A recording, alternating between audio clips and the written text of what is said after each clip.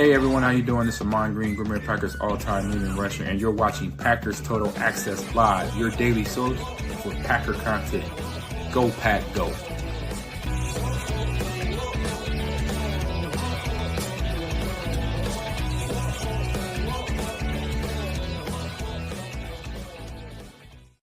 What's up, guys? Welcome into Packers Total Access. My name is Clayton. You can check us out on Packernet.com. Find me on Twitter at Packers_access. Joined alongside Tim in Green Bay, here to talk some Packers, talk some draft, talk a little Matt LaFleur tonight. And we got a great question from United Bates, one of our loyal listeners, had asked, hey, how do you feel about Matt LaFleur throughout his tenure? So we're going to talk about the good and the bad there with LaFleur. You guys know I'm a big fan. Spoiler alert. We're going to talk about the challenge flag at all? I think it'll probably get brought up for sure. Tim, how you doing, Bob? Doing good, man. Happy to be here talking some Packers, man. How was your day, Clay? Dude, it couldn't have been any better, man, other than some sore traps over here. We got out. We mowed the grass, got it all cleaned up, looking nice. Mandy been working in the yard all week. I got out here and did some redneck therapy and chopped up two willows that had fell down on the property. So we got firewood ready to go. So we're good, man. A little sore, but hey, it's there's nothing better than. I raked up some brush today. That's about it. You know, we're not cutting grass in Green Bay just yet. At least not at my house. We don't got that good Tennessee 80-degree weather yet. But I know it's coming for sure. Heck yeah. Andy Monday in the chat says, nothing criminal. I mowed the church lawn and was planting beets and carrots, second batch. Wow. Bears eat beets. Bears beat Battlestar Galactica. You got 2-0 for this. We'll enjoy that one, right? And he did say 65% ready to go. So we're about. He's only 65%. 65%. That's what we. Right there. All right, let's get into the first topic of the night. Appreciate everybody swinging through. If you would hit that like button, subscribe to the channel, all that good stuff. Check us out on Twitter. Check us out on Facebook, on YouTube, on Rumble. Also, check out the Patreon group. You can scan the QR code in the upper right. We got some awesome content in there. Tim, let's start off with a little quarterback talk. We always talk about how the quarterback is going to drive the draft every single year, right? Yep. And boy, oh boy, did we get a little bit of news today from Dane Brugler. And listen, a lot of rumors get started and this and that. When Dane Brugler talks, I listen. He's one of the people that I respect within the draft community, no doubt about it. And there's a handful of them that I really feel like, okay, they're getting this from a source. And here's what Dane Brugler said. Source, Alabama quarterback Jalen Milroe has accepted an invitation to attend the 2025 NFL draft in Green Bay. Now, what does that mean?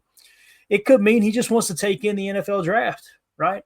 He may be a second, third round pick, but also when you get that invite, seems like more times than not, they're expecting you to go in the first round, right? Again, not a slam dunk, but we've been very, very vocal about Jalen Milroe on this particular show because he's higher than Jackson Dart on our draft board. It doesn't mean that I like him more than Jackson Dart. And when I look at the tape, this just means the data has suggested everything that we put into our draft board that he is a better prospect than Jackson Dart. So if you would, Tim, give me a screen grab real quick. It doesn't matter which one it is. And I'm going to play this clip here real quick. This came from the Ross Tucker Football Podcast as John Daigle. Go give him a follow at not JDAIGLE.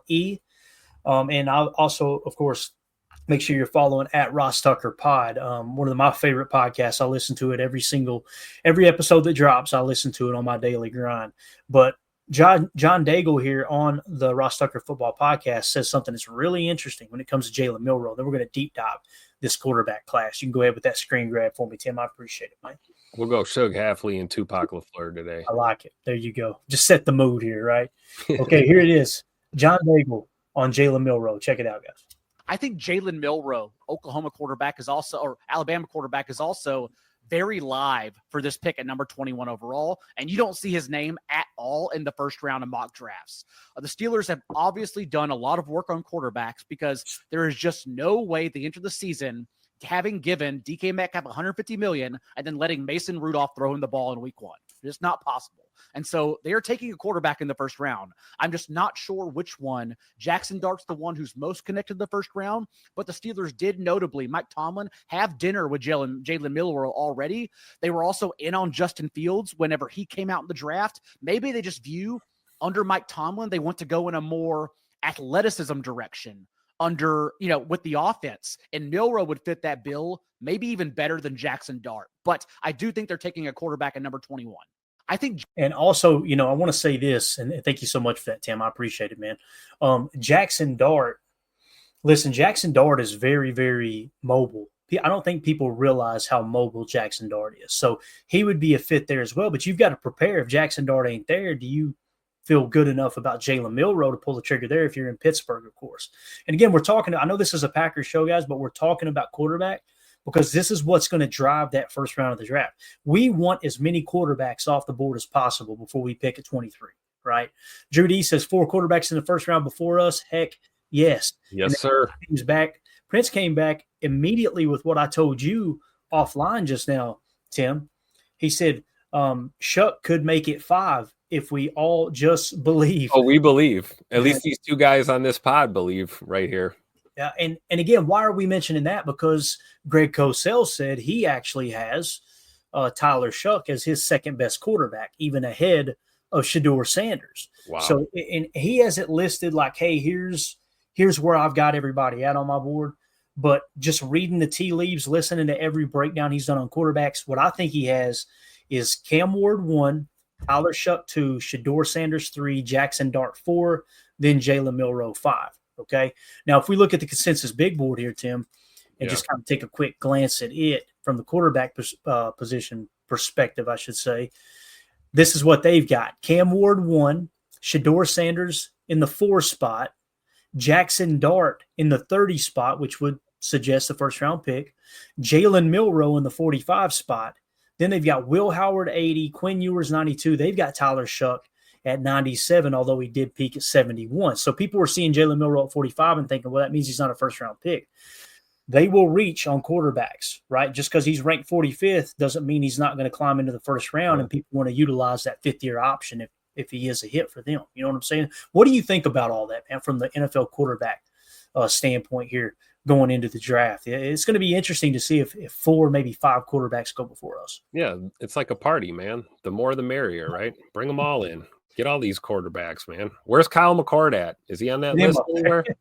He's down in the 114 spot. Okay, Tim. all right. Let's get him in the first round. Hey, you know what? Riley Leonard, I watched him play at Notre Dame. Hell of a quarterback. Let's get him in the first round. I was just going to say, let's go. Guys fall, guys move up as you head into the draft. It always happens. But I do think what's really interesting about this is because I've been, Jackson Dart's been one of those guys I've been like back and forth on the fence with. And then, Milroe is the next name that comes to mind. So it's real interesting to kind of see the comps that are coming out with him. And it'll be even better to see what happens, in fact, on draft day, if we get 4 or 5 off the board in the first round. That'll be a prime environment for Brian Gutekunst to do what he does best, which is draft top prospects. So like I said, the more the merrier for sure. I think a lot of people with Shedeur right now are kind of, it seems like the general consensus, if you look at the socials, is he's either the truth or he's he's a bust. Nothing in between, right? There's like nothing in between with him. So it'll be real interesting to see where he goes. But, you look at Cam Ward, man. I mean, that guy is clearly going to go 1, 2, or 3 probably based on, the way the board kind of crumbles here, for lack of a better term. But I think Jalen Milroe is like, he's kind of like the not the outlier, but like the X factor. If he goes top 10, that could really make things interesting as far as the quarterbacks available in the first round and who might actually end up there. So I'm kind of with Clint here. I could see 5 in the first. That might be the high end, 4 or 5. I'll take it for sure. And listen, I really like Jalen Milroe. Forget the football, as the leader. Yeah, he's a hell of a leader, man. And you talking about a guy who brings that in, not the Jameis Winston energy, which I love too. Don't get me wrong. That dude's just like, he is a soundbite waiting to happen. But Jalen Milroe is just that dude that's constantly thinking, how are my teams seeing me right now? Am I setting the tone? Those type of things, right? I think that's huge. And sometimes teams may go, we got a little bit of work to do there with the mechanics, and maybe he doesn't have quite the arm, but boy, oh boy, that presence, could really make a difference on their team. Let's go to the chat here. As Clint Armchair Quarterback says, I could see 5 in the first, so he agrees. H.E. Solder said, quote, they say Sanders is dropping to the bottom of the first.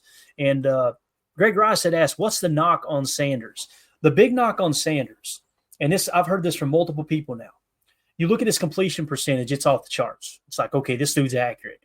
But this is why it's important to watch the tape. If you go watch the tape, they threw more. I bet they threw more screen passes than any other team in college football. It was literally 3 to 5 yard passes to Travis Hunter underneath and other play. And that's why Travis Hunter is so dynamic, because that dude, he made chicken salad out of chicken, you know what. I was just going to say, you have to run your offense like that when your O-line is suspect, and, I think Shadir faced a lot of pressure, particularly last season. So it explains a lot of why they were trying to get that ball out quick, fast, and in a hurry. A lot of short routes. Yep, definitely. Harry Cheese in the chat says all the quarterbacks plus some safeties and maybe get the Raiders to draft a kicker. Hey, there's precedent for that. There's precedent for that. Coach Lynn says Tyler Shuck is really buttoned up also, man. I'm telling you, you guys need to go listen to Greg Cosell talk about Tyler Shuck. If you just search on YouTube, I'm sure you can find it. Or just Google Greg Cosell, Tyler Shuck, and make sure you spell the last name right, because it's screwed us all up this draft season. But if you hear the way he talks about him, and then to hear that people in the NFL reached out to him, like you've seen it too, didn't you? I think there's something there, Coach. I agree with you. Judy, I'm still a Will Howard guy. Hey, I think there's a lot to like with Will Howard. I really do. And he didn't help his draft stock at the combine, right? He was kind of off the mark that day. But watch that drive him down, and then him get taken a little later, and next thing you know, he's a solid starting quarterback in the NFL. Will Howard's got some grit and another leadership guy, in my opinion. Absolutely. I agree. It's funny too. It's like almost the same mindset with Shadir. Like, people are kind of on the fence. Did he help himself with his pro day, or did he hurt himself with his pro day? It all kind of depends on how you look at, these workouts. And, like we always talk about, how does the film look, and how did your last season end? And then like look back to the year before, when you're trying to build a profile on a prospect, rather than just looking at, your combine or your pro day and, those kind of like agility tests, measurables, things like that. It helps when you're evaluating, but I don't think that should set a player, higher or lower going into the draft. You want to look at the full spectrum of what they're bringing to the table, for sure. Yeah.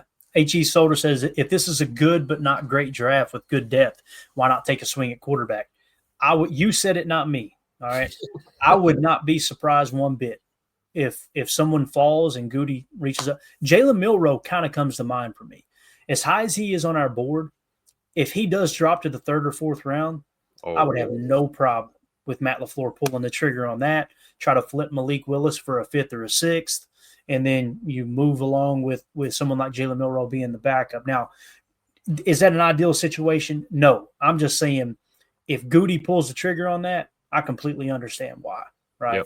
Yep. For sure. Especially if he loads up on, like you said, draft picks in another way before that happens, right? Right. We've always talked about him having, what do we have, 7 picks this year? He'd probably like closer to 10 if it were up to him. So however you can make some room, if you get a quarterback that falls to you like that, you absolutely pull the trigger. Best time to take one's when you don't need one, right? Yeah, I think if I remember correctly, we got 1 comp pick. So we're sitting at 8, I believe. Okay, so 8. Perfect. I'm with you, though. He's thinking 10 or 11 is what he wants. So that's how Goody rolls. So if we were to look at the quarterbacks, and again, this is, let's keep it sorted here. We should be able to find them. Matter of fact, let me just do a quick search for QB, and then we should be able to identify them pretty soon here, or pretty easy. So if we go QB here, right, and now they will all identify. So our top quarterback is in the number 7 spot, Cam Ward, right?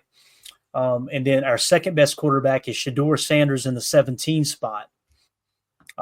Next quarterback would be Jalen Milroe at 51.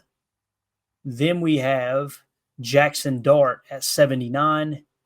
Then Tyler Huff at 87. And then we've got Quinn Ewers and Dylan Gabriel in the 111, 112 spot. I think did we miss Tyler Shuck, or is he just that much? There he is right there. So we've actually got Tyler Shuck in the 117 mark. But look at this 7 right here, guys.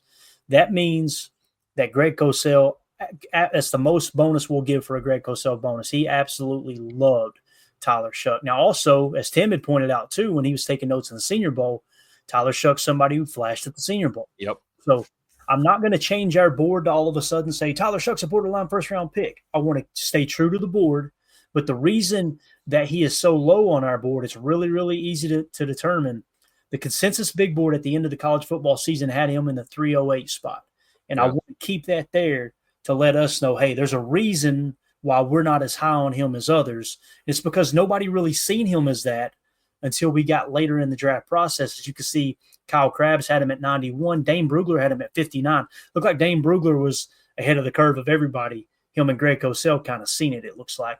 And, of course, he had an RAS of 9+ and then running a 4.640. So he has Aaron Rodgers' young year type speed is essentially what you got at 6'4" in a quarterback. Yep. So there's a lot to like there. Now, there is injury history as well, right? We've talked about that. We don't have an injury box anywhere on here because he is healed up now, right? Like he's completely – we could probably throw one there because it's real simple. That's the reason we don't have a grade there is because he missed the majority, if not all, of 2023. But he was the 21st highest graded quarterback in college football, according to PFF as well. So it's funny that you bring up the Senior Bowl because, I had 4 quarterbacks on my short list that I thought flashed. The other ones on the list other than Tyler Shuck was Jackson Dart, Jalen Milroe, and Seth Hennigan. And we just talked about them. So I think it's realistic possibility that we see 5 or more in this first round. I really do. The more we look at this, it seems like it could happen. Yeah, definitely. So again, we'll keep our eye on the quarterback position. I think that you're going to have good rumors surface. Like all of a sudden, this guy's skyrocketing to the top. You'll have bad ones, and sometimes you got to step back and go, why is that surfacing right now to bring that player down? That probably means someone's trying to get him to drop to them in the first round. So just keep that in mind as we get even deeper into lying season here on April 6th, closing in on the draft. Which, like Tim had pointed out earlier, man, he put a tweet out there with Randall Cobb, number 18. We are 18 days away from the draft. I'm telling you, it's flying by. And I see some people on Twitter, they're like, God, this draft process is taking forever. I'm like, bro, I'm running out of time. I'm running out of time to get everything done that I want to get done. Like, it's crazy just building the board and everything. You know what I'm saying? There we go. I love it. Look at the turf. Look at the turf and Randall Cobb's helmet there. What a great shot, right? Yeah. Got one of my favorite Packers. Snow falling, face full of Lambeau Field. Yeah. Love it. And you guys know I'm very skeptical when the Packers, draft the Kentucky Wildcat or a Notre Dame Fighting Irish because those are my 2 favorite teams. But boy, oh boy, when they drafted Randall Cobb out of Kentucky, I lost my mind because I watched him from day one completely turn that Kentucky program around. Just a leader. He's to the best of my knowledge, the only Kentucky Wildcat to have a punt return for a touchdown, a kickoff return for a touchdown, throw a touchdown, catch a touchdown, and rush for a touchdown, which was just insane. And I think he actually scored on a 2-point conversion as well. So I believe it. Did it all. Absolutely all of this. So it's Randall Cobb again, the infamous. Yeah, it is. Oh my God, that's the best soundbite ever, dude. So anything else you want to add to the quarterback talk, Tim, before we move along here, brother? No, let's keep it moving. I don't think any of our listeners want us to talk too much about quarterbacks, right? I think there's probably a handful that hope we don't draft one, to be honest with you. And listen, there's a part of me, I've seen it in the chat, there's a part of me too, guys, that's like, I would much rather, let's just take, every other position. But boy, if they were willing to take Brian Brom in the second round when Aaron Rodgers was your starting quarterback, don't you dare convince yourself that there's no chance that they could take one if the board falls just right. I mean, it's that important of a position. Let's put it this way. People scoffed at the 49ers drafting Brock Purdy. Remember, they went and got Trey Lance that year. And what happened? Went and got Trey Lance. Then they got Brock Purdy with the very last pick of the draft. And now Brock Purdy's about to be one of the highest paid quarterbacks, and Trey Lance is playing in the CFL. Like, you better always be looking for that next great quarterback because anything can happen. Injuries can happen. People can just hit that wall. And there's precedent for it in Green. As Coach Bingo, stay out of my head, Coach. Green Bay always looking for quarterbacks to flip. Always. So, just keep an eye on it. I'm telling you, man. Especially while we're talking about our best backup option right now as trade bait, right? Exactly. All right, man. So up next, this is a question that came in from United Bates. He said, would be interesting to hear everyone's thoughts coach talk, starting with the big man, Matt LaFleur. Just off the top of your head, eye test top question. What is your biggest critique of Matt LaFleur currently? I keep coming back to the game planning / having the team fired up and ready to go. Ready to go. I'm not sure why. Get ready to go. I just feel like other teams show up a little more motivated. AI breaks down some of the other things like play calling, in-game adjustments, etc. But if Matt LaFleur could get better in whatever aspect, what would it be in your opinion? That's a great question, Bates. Great question. So I did a deep dive with the AI to say, hey, like what are the strengths and weaknesses of Matt LaFleur? And before we get into that, let's give our honest opinion of it. And Tim, I'll let you go first so I don't steal any of your thunder, okay? What's maybe if you had, and I know you like Matt LaFleur just like I do. Yeah. What's your biggest critique of Matt LaFleur? What's the first thing that comes to mind when you think, he could be better at that? Does anything come to mind? And it's hard for me. I'm sure it's hard for you because I'm not a football coach. I've never been a football coach. I'm not going to sit here and pretend like, let me tell you what these guys need to do here. It's just, but what comes to the forefront of your mind there when you think about that question? I know it's not a technical term, but too damn cute in the red zone. Does that count? Oh, yes. Little too many moving pieces, a little too much flash and flare for my liking. We got Josh Jacobs, hand the ball off, block your ass off, get a touchdown. I'm over the jet sweep, triple fake reverse lateral, throw it to the flat, receiver option, whatever. Like, let's just stop getting cute in the red zone. That would be the first thing I think I would think of. It looks like everybody agrees. J. Cole says play calling on 3rd and 1. Yep. Coach Lynn says bingo. United Bates, that's a solid one, Tim. Absolutely, man. H.E. Solder says challenge flag. Never let Matt LaFleur have the challenge flag.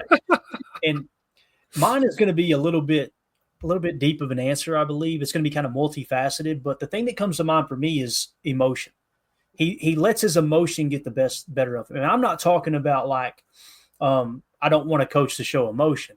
But when you get into those situations where the game is on the line and you need a level head, you need to think about everything you prepared all week long. Yep. You need to remove the emotion from the play call. You need to remove the emotion from the decision to go for it on 4th and 1 or whether to kick an extra point or not.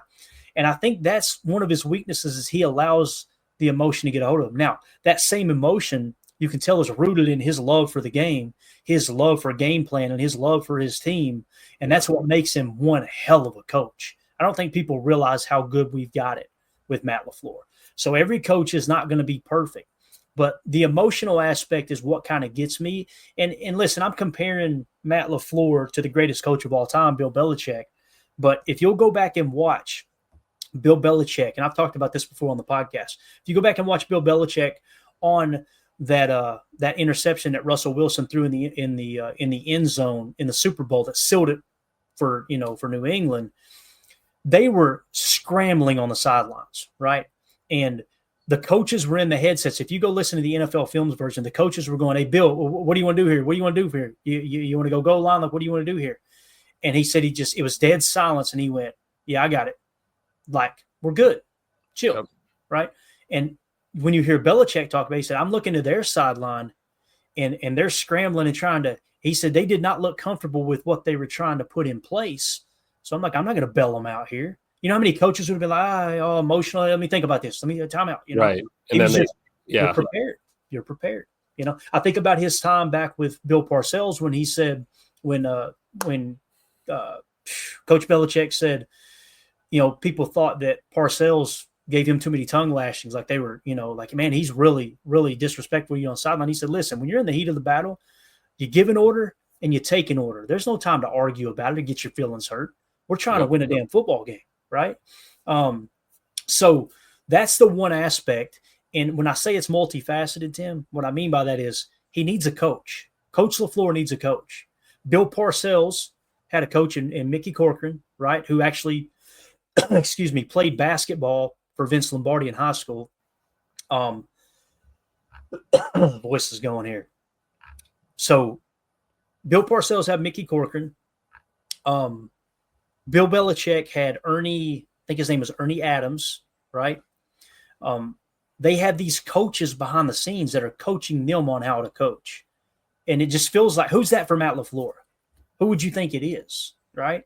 I He think the doesn't. plan is Coach B, right? Right now, I think That's Rich his. Bisaccia. Yeah, that's definitely his right hand man, right?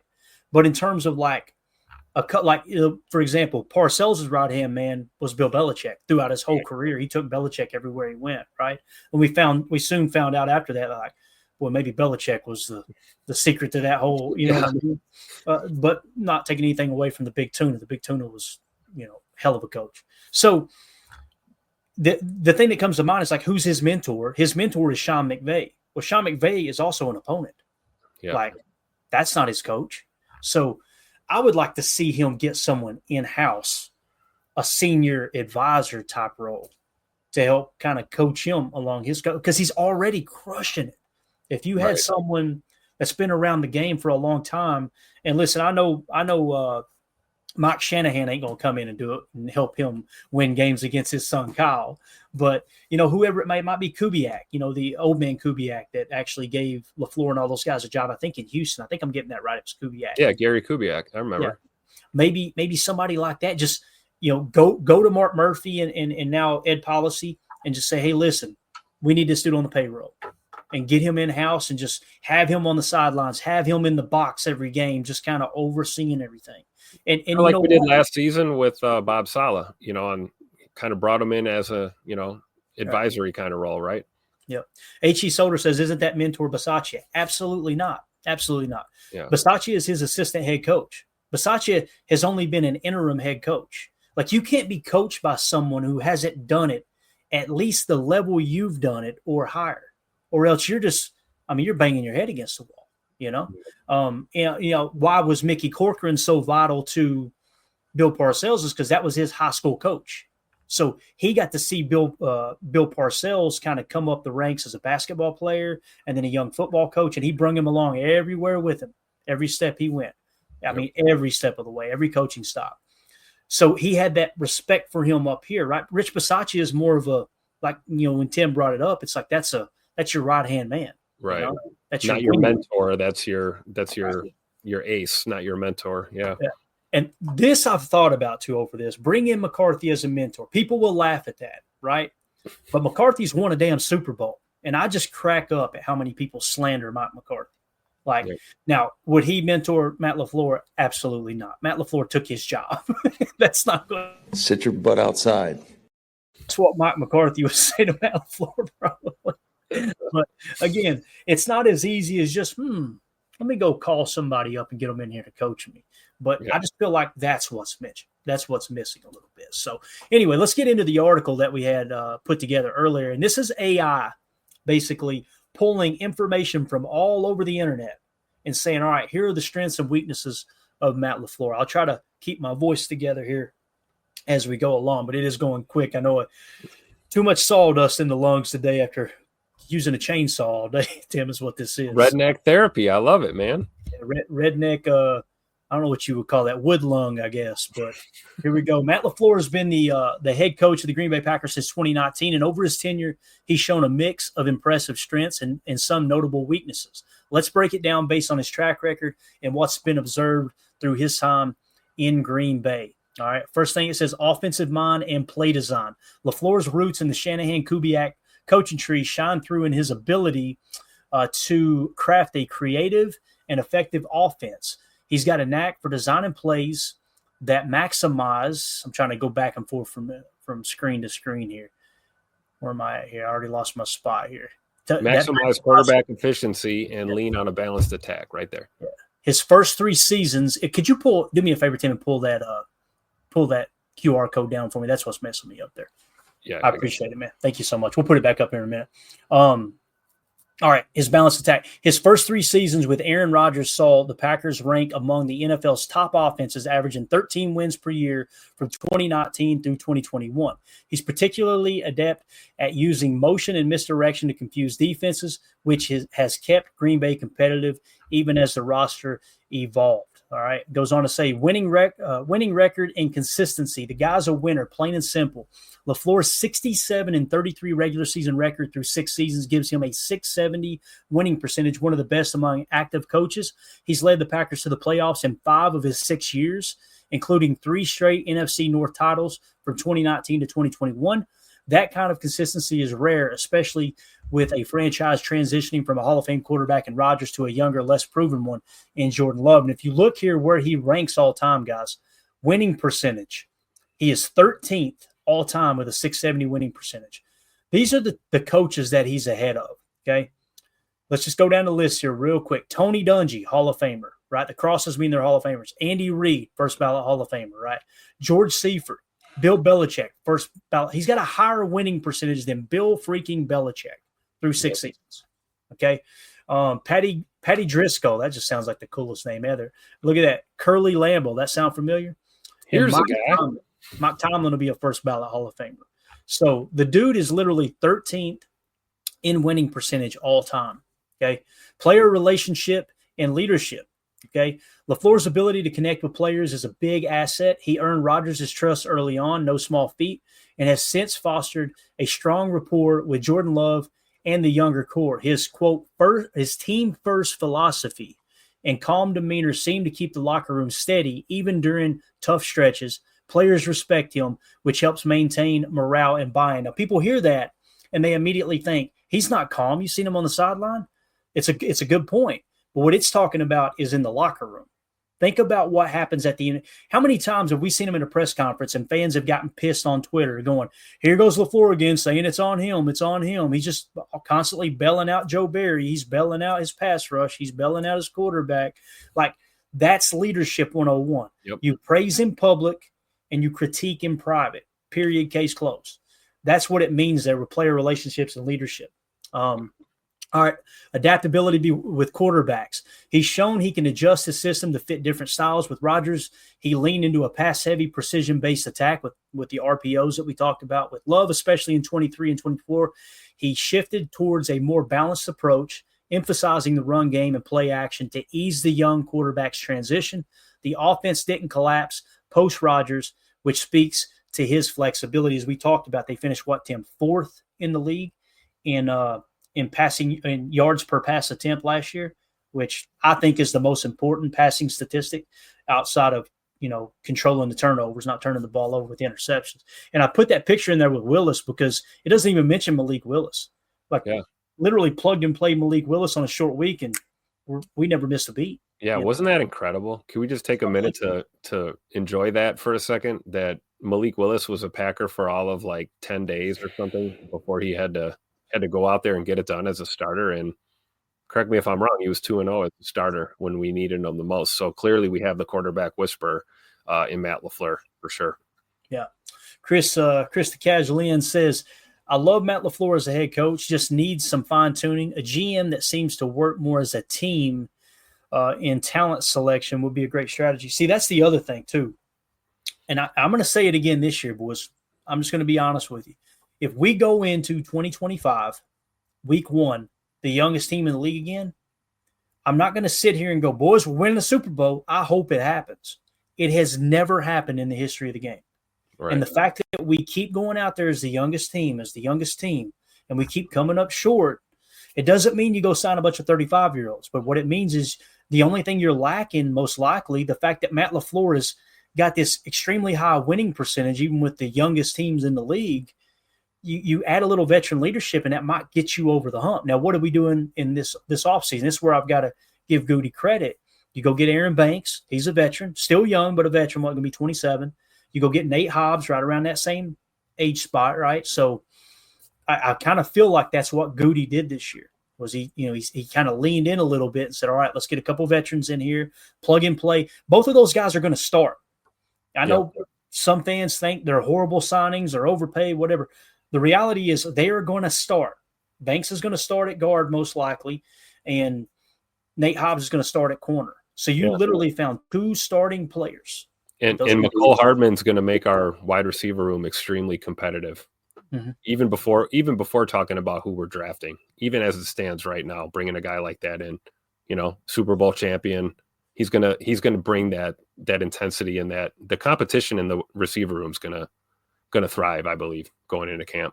Yeah, definitely. I think it's going to be huge, man. And then with this NFL draft, let's see if we can You know what I mean? Maybe get one or two to plug and play, kind of like we did Evan Williams last year. Javon Bullard, I know Javon Bullard was not a good football player at safety last year, but in the slot, I felt like he did hold his own and really helped out in the run game. And then that's something that showed up on paper, the fact that the run defense improved so much. You can't just dismiss the fact that you're going to be out there in your nickel 4-2-5 the majority of the time. And then all of a sudden that nickel corner is showing really good run defense. The run defense gets better as a whole. You got to give credit there. Again, coverage wasn't his strong suit, but, we'll see. All right, let's go to the weaknesses now. Let's talk about the bad part. In-game decision-making. Everybody goes, yes. LaFleur's clock management and situational choices have drawn criticism. Take the 2020 NFC Championship game against Tampa Bay. Down 8 late, he opted for a field goal instead of going for it on 4th and goal. A call that's still debated. More recently in 2024, his handling of timeouts in late game situations, like the playoff loss to the Eagles, left fans and analysts scratching their heads. He can get conservative or indecisive when the pressure's on. Playoff struggles. Despite regular season success, LaFleur's 3-5 postseason record is a glaring weakness. The Packers have repeatedly faltered against top teams in big games. Losses to the 49ers twice. The Bucs and Eagles highlight a pattern of coming up short. Some point to his inability to adjust mid-game or out-scheme elite coaches like Kyle Shanahan or Nick Sirianni in the playoffs. Now, I want to push back a little bit on that. Why did we lose to the 49ers? You guys remember? Y'all remember the block punt that was returned for a touchdown in the 4th quarter? Yep. We're just going to forget about that. You know what I mean? Like there's a lot of things that go on. And again, why did that happen? We all know we were not putting any emphasis whatsoever on special teams at that moment. Now, we've since taken a different direction. You got the holding situation under control there with our boy Daniel Whalen. Also, he's one of the best punters. I think he's a top 3 punter in the league. That's my opinion. Yep. You go get Brandon McManus now. And listen, we just got McManus halfway through the season, or a quarter of the way through the season last year. So when I look at some of those playoff losses, look at the Eagles game, Tim. What happened in the Eagles game? The opening kickoff. Keyshawn Nixon fumbles the opening kickoff, right? And your back is against the wall the entire game. Hearing Coach Belichick talk about that on the Manning cast, he was like, man, what do you do as a coach when you fumble the opening kickoff? Well, when we talk about that play, right? We talked about the helmet to helmet, Oren Burks hit on Keyshawn and, should it or should it not have been flagged, right? Did he in fact fumble the ball? Maybe he did, but he certainly recovered it. We all know that. We saw that.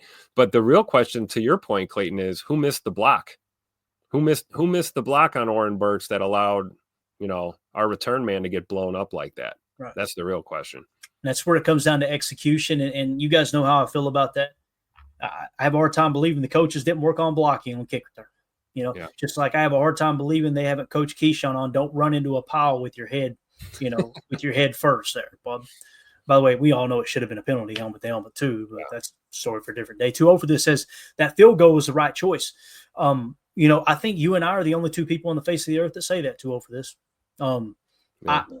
Look, you kick the field goal, now a touchdown wins you the game, right? If you go for it on 4th down with them pinned kind of deep, with it being 4th and goal, if there's enough time left, I can see the argument on the other side as well. You know what I mean? Like, because you're going to maximize on them being pinned deep, and more things can go wrong than right for an offense when they're just trying to create a little bit of ground to push that thing out of there. Then who knows, maybe you block the punt if they get too conservative there as well. So I agree with that 2-0 for this. I don't think many people do. All right, let's see here. Over-reliance on explosive plays. This is what we're talking about, Tim. How many times do we go, just pick up the first down? Now, you could put this on Jordan Love, not taking the check downs. We showed it on Chalk Talk all year long, right? And LaFleur is going to catch the heat for it because it's just going to this picture is going to be painted of, no, LaFleur called a shot play. No, there's multiple facets underneath. Ryan Schlipp has done a hell of a job highlighting like Jordan's got to get better at checking those down. You ain't got to try to play hero. Remember when it was all Aaron Rodgers' fault playing hero ball? Well, now it's Jordan Love playing hero ball. Yeah. So there's always going to be a shot play worked into some of those play calls, right? Absolutely. So if your quarterback's continuously taking the shot play, that's not necessarily a head coaching thing, right? Right. Exactly. So his offense thrives on big plays, but when those dry up, it can stall. In 2024, the Packers' late season swoon, scoring just 10 points against Philly in the playoffs, showed how choppy things can get without chunk yardage. He's less effective at grinding out drives with shorter, precise passes, which can leave the team vulnerable against stout defenses. Discipline and detail. The Packers have had stretches of sloppy play, penalties, drops, special teams, disasters that reflect on coaching discipline. The 2022 special teams meltdown against the 49ers in the playoffs is a prime example. Some argue LaFleur's, quote, nice guy approach lets these issues fester, especially compared to more hard-nosed coaches. I think that's a fair argument, but again, what else are you going to do other than tell the PP, listen, bub, don't let that dude hit your punter in the damn mouth. Yep. You can't go out there and block for him, you know? So you notice I'm picking some of this stuff apart, and I'm not saying I'm right and the article's wrong, or you guys, if you disagree, you're wrong. I tend to lean toward LaFleur going, what are the players getting paid for? Like, are you saying we'd had another 10 reps in practice to help block on personal protection on punts? That wouldn't, you know what I'm saying? Yeah. So again, it's historically accurate to say that general managers who have this West Coast route in them, to where like you're building a West Coast offense as opposed to the Parcells East Coast type of building a roster. Belichick always had top special teams play. Parcells, they believe special teams is so important, right? Yeah. They'll win you the game or they'll lose you the game, right? Right. And that's why I feel like Versace's done a good job. And I know the rankings show we're dead last and this and that. I said it when they hired him.